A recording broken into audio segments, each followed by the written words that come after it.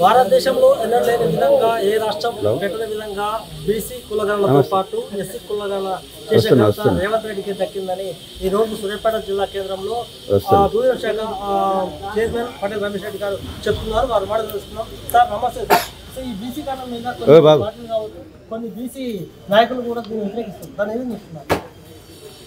నమస్తే అండి. ముఖ్యంగా రాష్ట్ర ప్రభుత్వం పటిష్టాత్మకంగా చేపట్టిన బీసీ కులగణ బ్రహ్మాండంగా సక్సెస్ అయింది.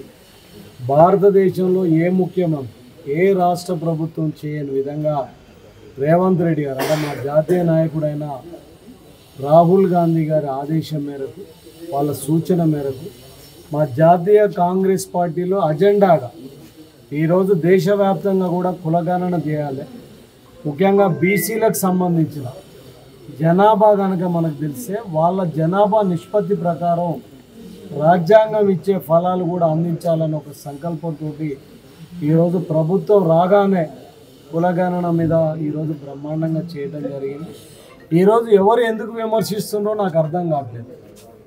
ఈరోజు బ్రహ్మాండంగా అంటే మేము కాంగ్రెస్ పార్టీ నాయకులు చేపట్టిన సర్వే కాదు, ప్రభుత్వ అధికారులు ప్రభుత్వ యంత్రాంగం కూడా దాదాపుగా 82-83 రోజుల పాటు శ్రమించి ఈ నివేదికను తయారు చేయడం జరిగింది. అంటే కొంతమంది కావాలని అంటే ఈ కులగణనతోటి రేవంత్ రెడ్డి గారి ప్రభుత్వానికి బ్రహ్మాండమైన పేరు వస్తుంది, ప్రజలలో మంచి ప్రజాభిప్రాయం వస్తుంది, దానిని ఏ రకంగానైనా ఒక బట్టగాల్చి మీదేయాలి, రేవంత్ రెడ్డి గారి ప్రభుత్వాన్ని బదనాం చేయాలనే తప్ప ఇంకొకటి కాదు. కేసీఆర్ ప్రభుత్వంలో సమగ్ర సర్వేలో ఉన్నటువంటి బీసీ జనాభాకు కాంగ్రెస్ ప్రభుత్వం జనాభా సర్వేకు చాలా వ్యత్యాసం కనిపిస్తుంది. సుమారు కొన్ని లక్షల వ్యత్యాసం కనిపిస్తుంది. దాని మీద చెప్తున్నారు.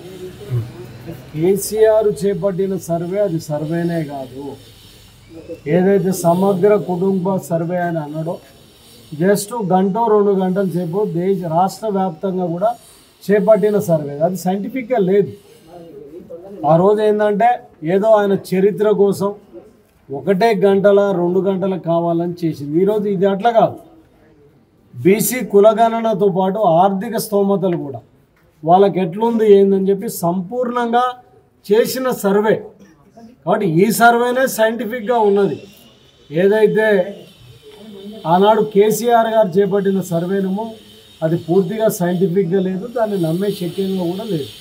బీఆర్ఎస్ నాయకులు ఏమంటారు అంటే అసలు రాష్ట్ర ప్రభుత్వం విఫలమైంది, ఎందుకంటే 11 నెలలు కూడా ఏ ఒక్కళ్ళకు కూడా ఏం న్యాయం జరగలేదు అని వాళ్ళు గోలు పెడుతున్నారు. అనేది ఇలా మేము ప్రభుత్వ పరంగా విఫలం కాలే, ప్రతిపక్ష పార్టీ పరంగా బీఆర్ఎస్ అనేది పూర్తిగా వైఫల్యం చెందింది. ఈరోజు వాళ్ళ నాయకుడు ప్రతిపక్ష నాయకుడు ఎక్కడున్నాడు? ఒకరోజున అసెంబ్లీకి వచ్చిందా? నిన్న కులగణన జరుగుతుంది, ఎస్సీ వర్గీకరణ జరుగుతుంది, అసెంబ్లీకి వచ్చి మాట్లాడిందా? ఫామ్ హౌస్లో తాగి పండుకుంటుంది.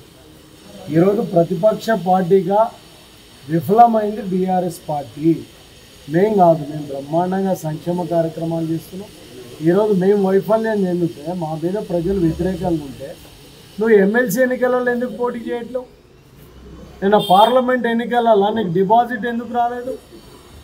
ఒకటి ఇదంతా కూడా ఏంటంటే కావాలని వాళ్ళకి రాజకీయ ఉనికి కోసం, రాజకీయ భవిష్యత్తు కోసం ఈరోజు చేస్తున్నట్టే తప్ప ఇంకొకటి కాదు.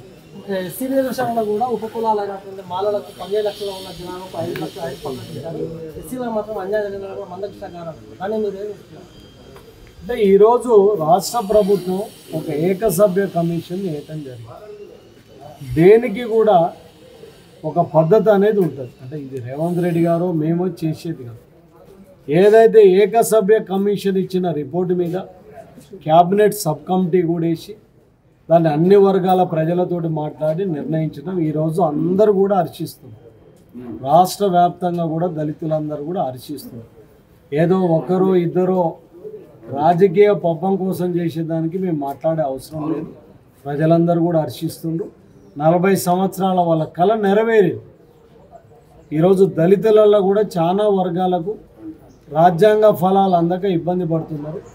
ఈరోజు రేవంత్ రెడ్డి గారు చేసిన సాహసోపేతమైన నిర్ణయంతో అన్ని వర్గాల ప్రజలు కూడా ఆనందంగా ఉన్నారు. చివరిగా చెప్పండి, ఎలక్షన్ల కోసం పథకాలు పెట్టిన బీఆర్ఎస్ నాయకులు ఎలక్షన్లు అనేది ఒకరోజు రావండి. ఎలక్షన్లు అనేది ప్రజాస్వామ్య వ్యవస్థలో ఇలా ఎంపీటీసీ ఎన్నికలు ఉన్నాయి, గ్రామ పంచాయతీ ఉన్నాయి, ఇది అయిపోయినాక మున్సిపల్ ఎన్నికలు ఉన్నాయి,